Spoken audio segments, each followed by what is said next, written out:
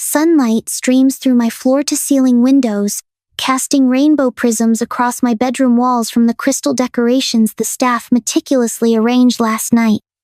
I trace my fingers over the invitation card on my nightstand, the thick cardstock embossed with golden script, promising a week at a beachfront villa worth more money than most people see in a lifetime. My heart flutters. Maybe this time will be different. I slip out of bed, my bare feet sinking into plush carpet. The mansion is quiet except for the soft whir of central air and distant footsteps of the cleaning staff. Balloons and soft pastels bob gently against my ceiling, and wrapped presents gleam on my marble dresser. 16. I'm finally 16. The mirror reflects back someone caught between childhood and adulthood, my dark waves pulled into a messy bun, olive skin glowing in the morning light. I straighten my shoulders, practicing the poised smile expected of a Harrington daughter. But my eyes betray me. Hazel irises unable to hide the desperate hope I've carried since I was little. That one day, just once, I'll matter as much as Savannah. My phone buzzes. A text from Emma wishing me happy birthday with about 50 heart emojis. I smile, warmth blooming in my chest. At least someone remembers without being reminded by the staff's decorations. I make my way downstairs, each step measured and graceful like Mom taught me. The grand foyer stretches before me, all soaring ceilings and gleaming marble. But instead of my parents waiting with birthday wishes, there's only Savannah. My sister leans against a pillar, golden hair perfectly styled even at this hour. Her smirk sends ice down my spine. Morning, birthday girl. Her voice drips honey-sweet venom. Mom and Dad left you something. I freeze halfway down the stairs. Where are they? Oh, they had to run out. Savannah straightens, producing a folded paper from behind her back. But they made sure to leave you a special list. My stomach drops as she holds it out. Not an invitation, not birthday wishes, a chore list. 2 pages, neatly typed. The room spins violently. My vision narrows to pinpricks, blood roaring in my ears. Every detail hits like a physical blow. The tremble in my hands, the metallic taste of betrayal on my tongue, the way my chest constricts until I can barely breathe. The cheerful birthday music playing softly through hidden speakers becomes a mocking soundtrack to my humiliation. What is this? My voice comes out raw, unfamiliar. What does it look like? Savannah rolls her eyes. Someone has to make sure everything's perfect for the party. Mom and Dad trust you to handle it. Just hours ago, I'd been floating on cloud 9. The memory crashes over me, sitting cross-legged on my bed last night, carefully reading every word of the villa invitation. I'd already packed my favorite sundress, the new swimsuit I'd been saving. Mom had smiled, actually smiled, when she handed me the envelope, and Dad had mentioned something about family bonding. I'd been so sure this birthday would be different, so certain they'd finally see me. But the villa, the words stick in my throat. Savannah's smile widens. Oh, honey, did you really think they meant you were invited? That's for the family vacation next week. You know, for people who actually deserve it. My fingers grip the banister so hard my knuckles turn white. Years of being the afterthought, the burden, the imperfect daughter crash through me. But beneath the familiar pain, something else stirs. Something that makes my jaw clench and my spine straighten. I stare at my reflection in the marble floor, barely recognizing myself. The perfect, polite daughter they've tried to mold me into. The girl who accepts scraps with a smile.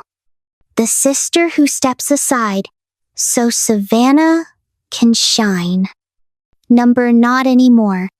My hand crushes the paper into a ball. The sound of crinkling pages echoes through the foyer like a battle cry. I stand at the foot of the grand staircase, its sweeping arc suddenly symbolic of all the choices before me. The safe path, stay quiet, do what I'm told, keep hoping they'll love me. Or the terrifying unknown. Fight back, stand up, risk everything. What will I do now? The question pounds in my head like a drumbeat. How do I even begin to fight back against the perfect family facade they've built? I look down at the crumpled paper in my fist. This ends now, and they'll never see it coming. I scan the crumpled chore list for the 100th time, my eyes catching on details I missed before. The tasks aren't random, they're calculated. Each item strategically placed to keep me away from specific areas of the house at certain times. Away from Dad's study during his important calls. Away from the dining room during family dinners. Away from anywhere I might overhear something I shouldn't. My bedroom feels like a crime scene, papers scattered across my usually pristine desk. Old report cards showing straight A's lie next to newspaper clippings of Savannah's charitable work. Family photos where I'm positioned just slightly off-center, a shadow to Savannah's spotlight. The evidence has been here all along, waiting for me to connect the dots. Something cold settles in my stomach as I uncover a letter from last semester. My academic counselor's praise for my exceptional performance despite challenging circumstances sits next to a sticky note in Mom's elegant script. Perfect for damage control if anyone asks questions. I push back from my desk, mind racing. They've been using my academic success as a shield. Look at how well Lily's doing in school. Clearly there's nothing wrong at home. My hands shake as I realize how long this manipulation has been going on. The house is quiet, too quiet. Through my window, I watch Mom's Mercedes glide down the circular driveway, Savannah in the passenger seat. They'll be gone for hours at their usual spa day. Dad's at the office until late. The cleaning staff won't arrive until tomorrow. My heart pounds as I slip into Dad's study. The room reeks of leather and power, all sleek modern furniture and expensive art. His computer sits like a sentinel on the massive desk. I've seen him type his password 100 times, watching from the doorway while pretending to dust the shelves. Another core designed to keep me busy. The screen flickers to life. My fingers fly across the keyboard, muscle memory from years of observation guiding them. I'm in. The first email makes my blood run cold. Villa arrangements. Jonathan, everything's set for Savannah's exclusive weekend. The staff has been instructed to maintain complete privacy. As discussed, we'll ensure all social media posts emphasize the family aspect while keeping Lily occupied with her academic commitments. The usual transfers have been arranged. $20,000 for Savannah's shopping and activities, plus the standard coverage for any impromptu expenses. I dig deeper, hands trembling but determined. Each document reveals another layer of betrayal. Savannah's monthly allowance could fund a semester of college. Meanwhile, my education fund sits untouched, a bargaining chip they hold over my head. A video file catches my eye. I plug in my earbuds, careful not to make a sound. The girls' grades are our best defense. Dad's voice fills my ears, clinical and cold. As long as Lily maintains her academic performance, no one will question our methods. It's a small price to pay for maintaining the family's reputation. Mom's laugh, sharp as breaking glass. And she's so eager to please. Really, it's almost too easy. The recording continues, but I can't breathe. Their voices swirl around me, years of manipulation condensed into cruel sound bites. Every sacrifice I made, every moment I pushed myself to be perfect, it was all just part of their scheme. Lily! I nearly jump out of my skin. Emma stands in the doorway, concern etched across her face. She must have used her spare key, the one I gave her for emergencies. I got your text, she whispers, closing the door softly behind her. What did you find? I pull out the earbud, my voice barely a whisper. Everything. Come look. Emma settles beside me, her familiar presence anchoring me as we scroll through the evidence of my family's betrayal. Each new document feels like another nail in the coffin of my old life, the life where I still hoped they might love me someday. "We need to save this," Emma says, her voice hard with anger.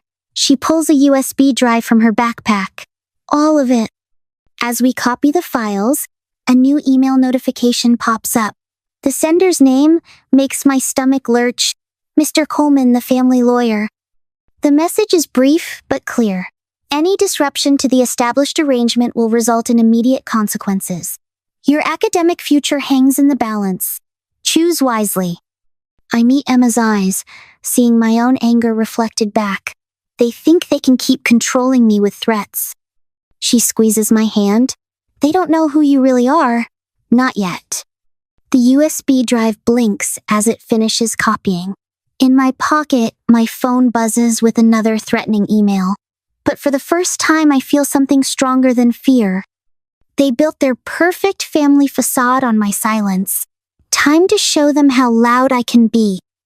The mansion's library door creaks as I push it open. Savannah lounges on the leather sofa, phone in hand, perfectly positioned to catch the afternoon light streaming through floor-to-ceiling windows. "Done with your little investigation?" Her smirk doesn't quite hide the tension in her shoulders. "Daddy's study is off limits, you know that." Drop the act. My voice comes out stronger than I expect. "I found the emails, the recordings, everything." "And?" She examines her manicured nails. "What exactly do you think you can do about it? Mr. Richards has handled far worse scandals than a jealous little sister." The name hits like a slap. Mr. Richards, Dad's mentor, the family's image consultant, the man who's been engineering my isolation for years. "I never wanted to hurt you, Lily." Savannah's voice drips false sympathy. "But you have to understand, there's a natural order to things. Some people are meant to shine. Others."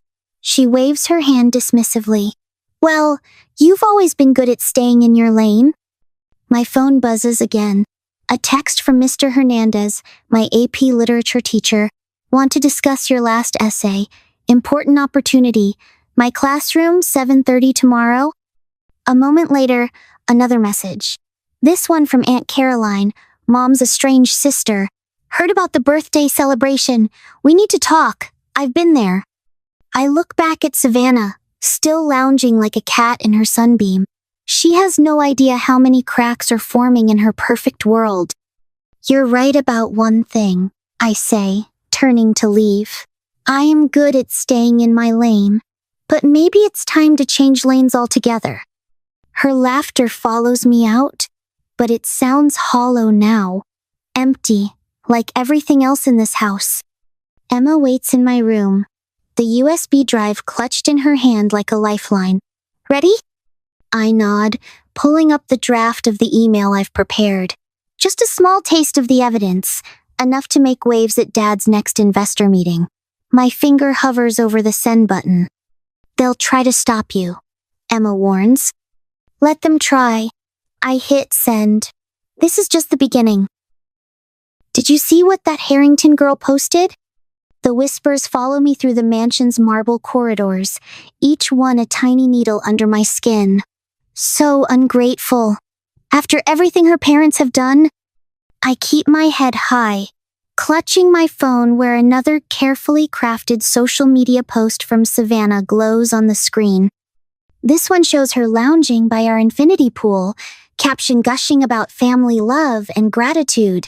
The comment section overflows with sympathy for her poor Savannah, dealing with such a difficult sister. Mr. Richards, Dad's closest business partner, watches me from across the foyer. His eyes hold the same patronizing concern I've seen directed at unstable investors right before Dad cuts them loose. When he pulls out his phone, I know another piece of the smear campaign is about to drop. I retreat to my sanctuary in the East Wing, my fingers trembling as I unlock the door. This room, with its floor-to-ceiling windows overlooking the Atlantic, is the one place they haven't tainted.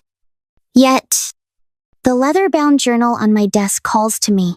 I filled half its pages since my birthday disaster 3 weeks ago, each entry a brick in the foundation of my rebellion. Today's page starts like the others. Dear future self. But something feels different. The words flow faster, sharper. They think isolation will break me. They don't understand that being alone is exactly what I needed.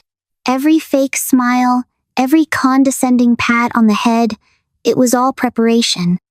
Training for this moment. I close the journal and pull up the meditation app Emma recommended. As my breathing steadies, I study my reflection in the window. Mom's constant criticism echoes. Stand straighter, smile wider, be more like your sister. But now I see what she couldn't. Strength in my olive skin, fire in my hazel eyes, power in the set of my jaw. The grandfather clock strikes 3. Time for the confrontation I've been planning all week. Savannah lounges in the library's leather armchair like it's a throne, scrolling through her phone with practiced disinterest. The late afternoon sun streams through stained glass, casting colored shadows across leather-bound first editions and priceless artifacts. Our family's carefully curated sophistication on display. We need to talk. My voice doesn't waver. She glances up, lips curving into that familiar smirk.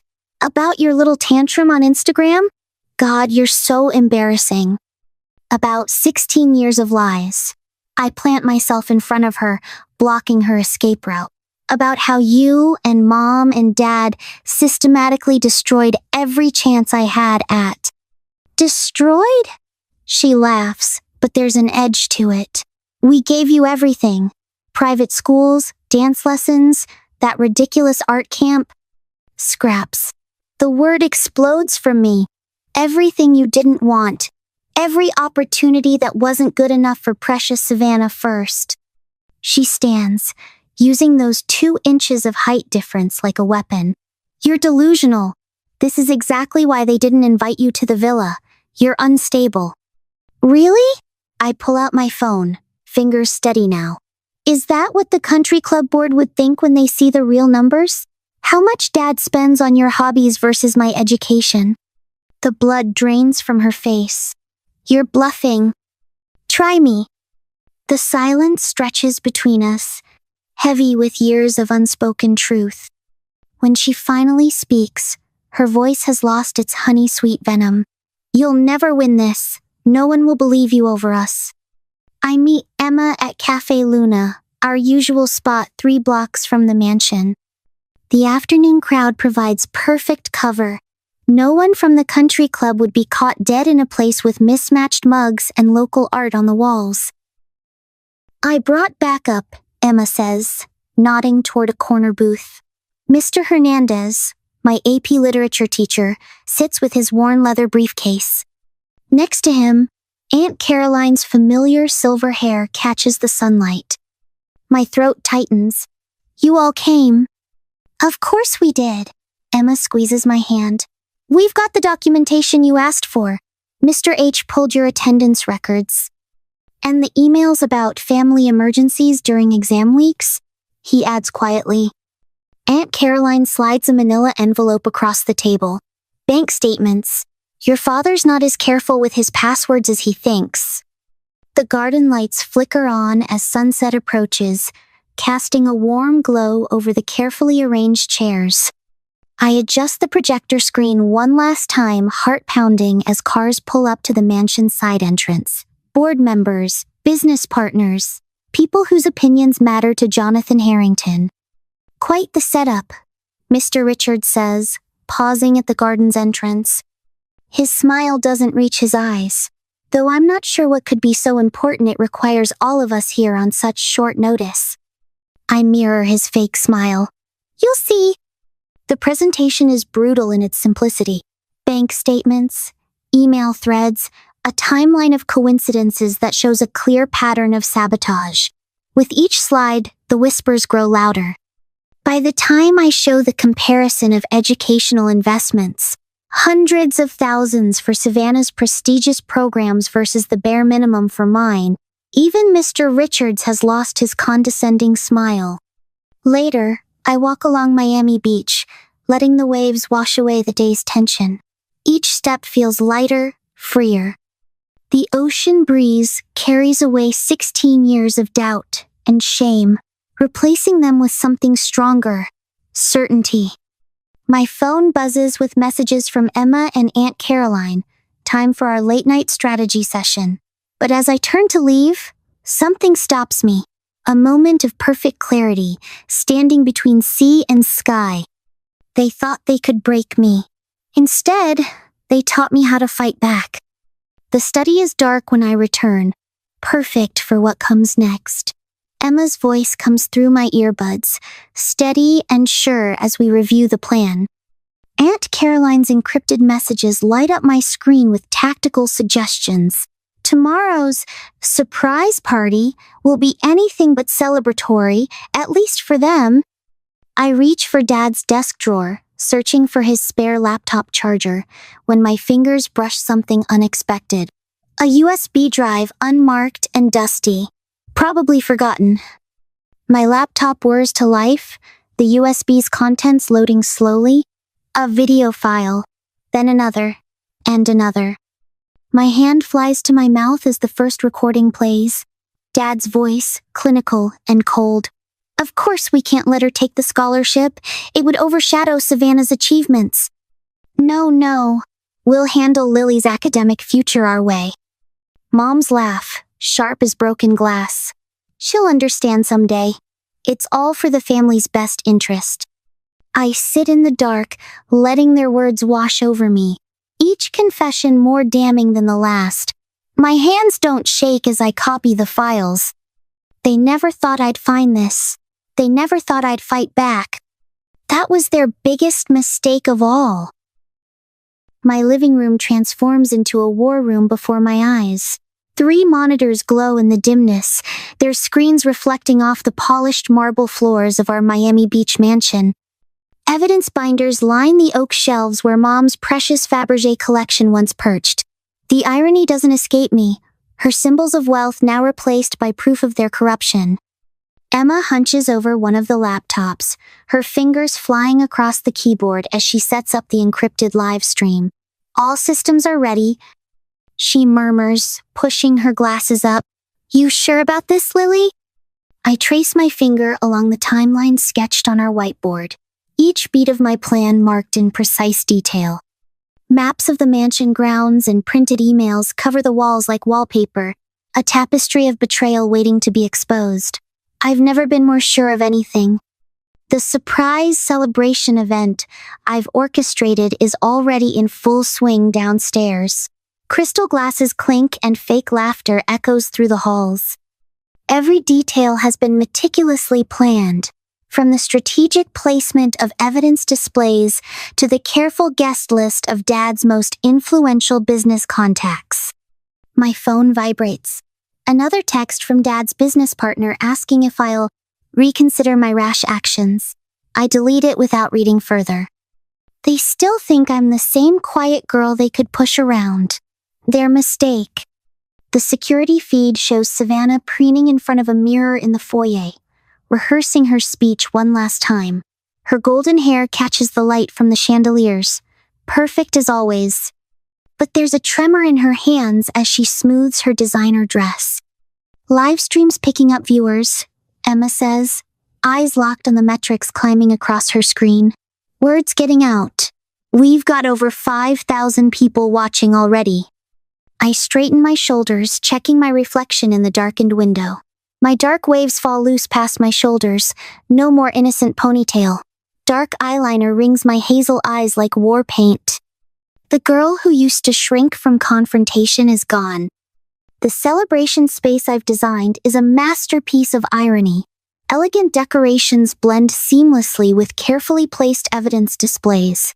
Printed emails peek out from between flower arrangements. Financial records nestle behind crystal champagne flutes. Every corner tells a story of deception. The guests arrive in waves of silken diamonds, Miami's elite gathering for what they think is just another charity event. If they only knew. Every influential business figure Dad's ever courted, every socialite Mom's ever tried to impress, They're all here to witness the facade crack.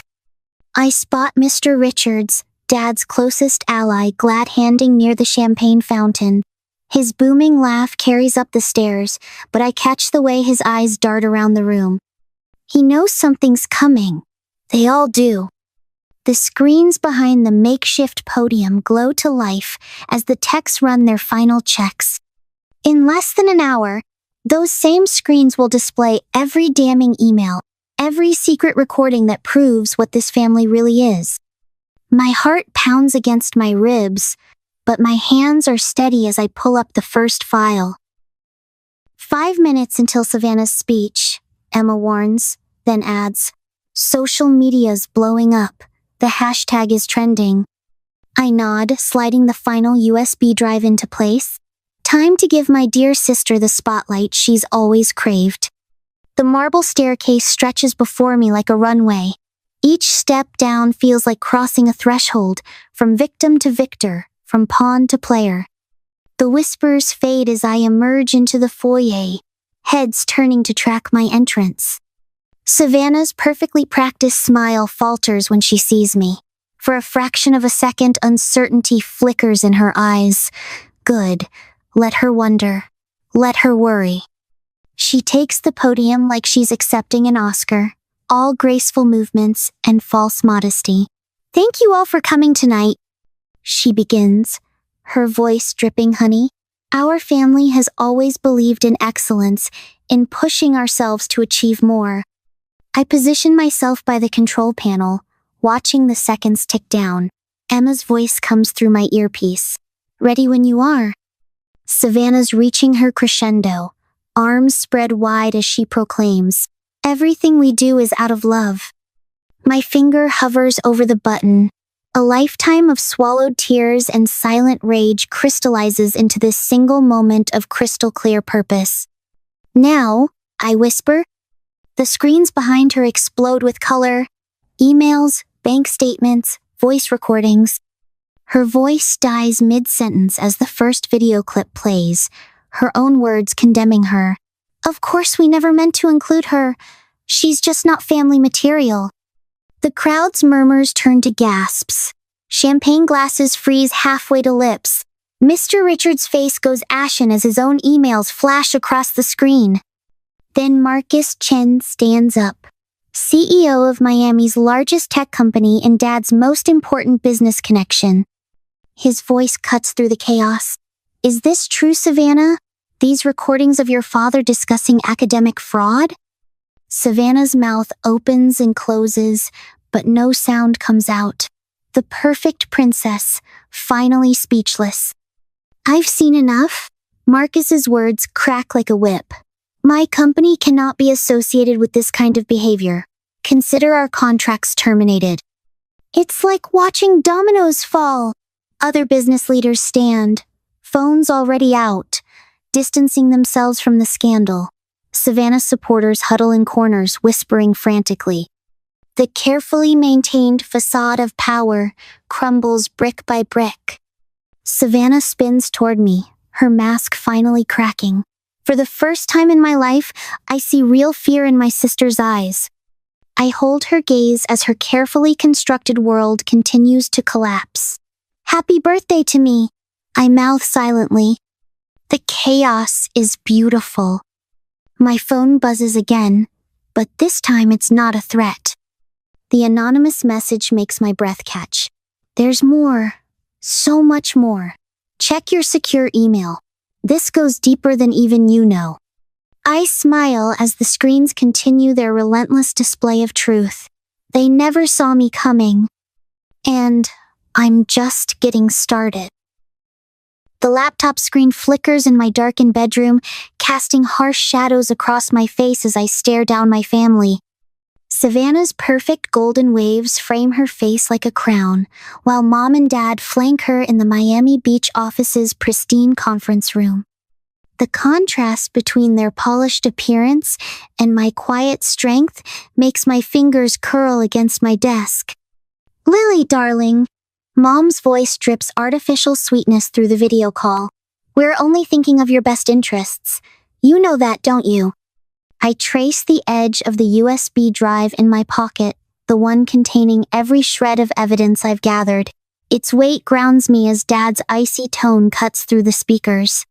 The social obligations of our position require certain sacrifices, he says, shuffling papers with manufactured casualness. Your sister understands this. Why can't you? The words that once would have shattered me now bounce off like rain on glass. In the background, Mr. Richards hovers like a well-dressed vulture, nodding along with every manipulative statement. I study their faces, memorizing every micro-expression of desperation poorly masked as concern. My phone buzzes another message from Mr. Coleman, the family lawyer. The screen lights up with thinly veiled threats about my college fund, about legal action that could drain every penny I have. On my laptop, social media notifications pop up in a steady stream. Influencers in my father's pocket are already spinning their narrative, painting me as an ungrateful daughter, a troubled teen seeking attention. I close my eyes, letting their words wash over me. When I open them again, my voice comes out steady, clear as a bell. Are you finished? The question lands like a slap. Savannah's perfectly maintained smile cracks just slightly at the edges. Because I am, I continue, each word deliberate as a chess move. I'm finished with the manipulation, the lies, all of it. I pull up the convention center's webpage on my second monitor, confirming tomorrow's setup. The venue's modern architecture and state-of-the-art audiovisual system will serve my purposes perfectly. Every major media outlet in Miami has confirmed their attendance. My fingers hover over the keyboard, ready to unleash years of meticulously gathered evidence. You have no idea what you're doing, Savannah snaps, her composure finally slipping. You'll destroy everything we've built. A small smile tugs at my lips. No, I know exactly what I'm doing. For the first time in my life, I'm seeing everything clearly. The convention center's main hall stretches before me the next morning, its soaring glass ceiling letting in streams of Miami sunlight. Rows of chairs fill with journalists, business leaders, and activist groups. The energy in the room crackles like lightning before a storm. I adjust my dark blazer armor for the battle ahead and step onto the stage. The massive screen behind me illuminates with the first piece of evidence, a time-stamped email thread revealing the systematic financial exploitation, each word highlighted in damning clarity. For years, I begin, my voice carrying through the perfect acoustics, I believed I was the problem. That if I just tried harder, achieved more, became perfect maybe, then I'd be worthy of my family's love. The evidence unfolds like a masterpiece. Recorded conversations, bank statements, meticulously documented patterns of manipulation. Each piece is authenticated, each revelation more damning than the last. The live stream counter ticks up exponentially as viewers pour in from across the country. My hands don't shake as I pull up document after document.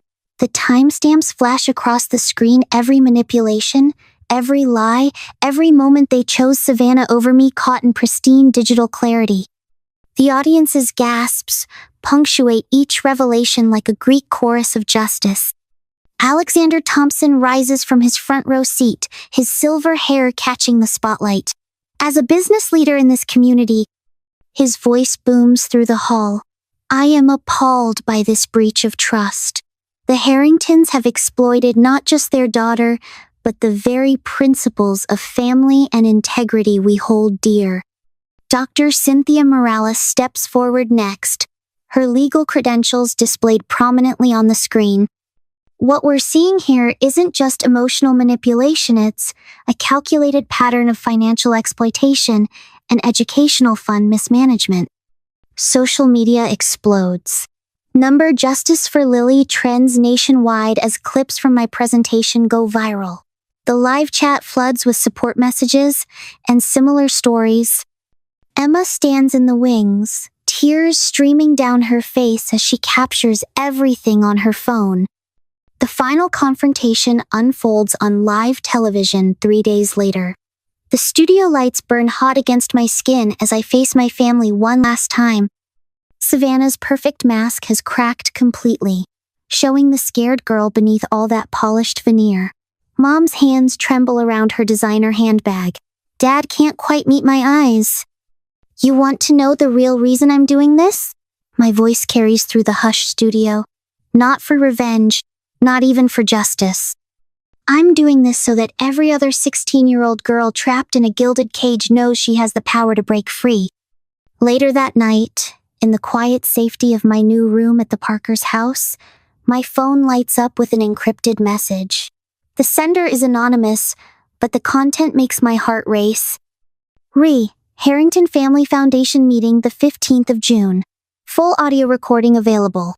There's more to this story than anyone knows. Are you ready to hear it?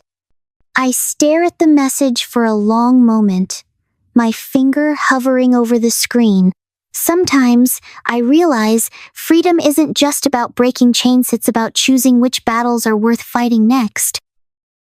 Morning light streams through gauzy curtains, casting gentle shadows across photographs that line the walls of my new home. Not the cold marble and gilt frames of the Harrington mansion, but real moments captured in time. Emma and I at the beach, the Parkers' Sunday dinner, my first speaking engagement at the youth center. Each image tells a story of healing, of choosing something better than the perfection my parents demanded. I trace my fingers along the windowsill, feeling the warmth of sunlight on my skin. The Parkers' modest Miami suburb feels more like home than 16 years in that mansion ever did. Here, the walls don't echo with manipulation and mockery. Here, I can breathe. The memory hits without warning. That birthday morning standing frozen at the bottom of that grand staircase, Savannah's smirk as she handed me that list. My hands start to tremble, but I force myself to stay present, using the grounding techniques my therapist taught me. The hardwood floor solid beneath my feet. The scent of vanilla from Mrs. Parker's morning baking. The distant sound of lawnmowers and children playing. I am not that girl anymore. Moving to my desk by the window, I open my journal, not the leather-bound diary my mother insisted on, but a simple spiral notebook filled with messy thoughts and honest fears. The morning pages have become my ritual, a daily reminder that my voice matters. Emma's text buzzes through. Community center's packed. Get here soon. At the center, the energy hits me as soon as I push through the double doors. Dozens of teens and young adults mill around the meeting space, which has been transformed with bright banners and fairy lights. Breaking Free Together spans the back wall in bold letters. Jordan spots me from across the room and rushes over, her eyes bright with nervous excitement. I can't believe how many people came, she whispers, clutching her note cards. What if I mess up my speech? I squeeze her hand. Just tell your truth. That's all any of us can do. The room quiets as Emma takes the microphone. Welcome to our first Breaking Free celebration, she announces. Today, we're honoring every person here who's had the courage to choose themselves. One by one, people step up to share their stories. A boy who escaped his father's emotional abuse. A girl who stood up to her controlling grandparents. With each story, heads nod in recognition. Tears flow. Healing happens in real time. When Jordan takes the stage, her voice shakes at first, but grows stronger with each word. I watch from the back, remembering how lost she looked that first day she came to group. Now she stands tall, owning her story, helping others own theirs. Back home that evening, I stand before my full-length mirror, really seeing myself. The confident set of my shoulders, the clear, steady gaze. No more desperate need for approval in my eyes. You did it, I whisper to my reflection. You chose yourself. You broke free. And now you're helping others do the same. Moving to my desk, I adjust my camera and hit record. The red light blinks, waiting. Hey everyone. I begin, my voice warm and steady. Today, at our Breaking Free celebration, I witnessed something incredible. I saw strength. I saw courage. I saw healing. I leaned closer to the camera, thinking of everyone out there still trapped in silence. Your story matters. Your voice matters. You matter. If you're watching this and wondering if you can break free too, yes, you can. Share your story in the comments below. Let's build this community together. Ending the recording, I turned to my vision board. Among the news clippings and research papers, new dreams take shape. Expanding the youth program, starting a scholarship fund, building a network of safe houses. The evening sun paints my room in shades of possibility. Through my window, I hear the Parker family setting up for dinner. Real laughter, real love, real family. My chosen family. Not the perfect daughter, not the family disappointment, just Lily. Finally, powerfully, unequivocally me.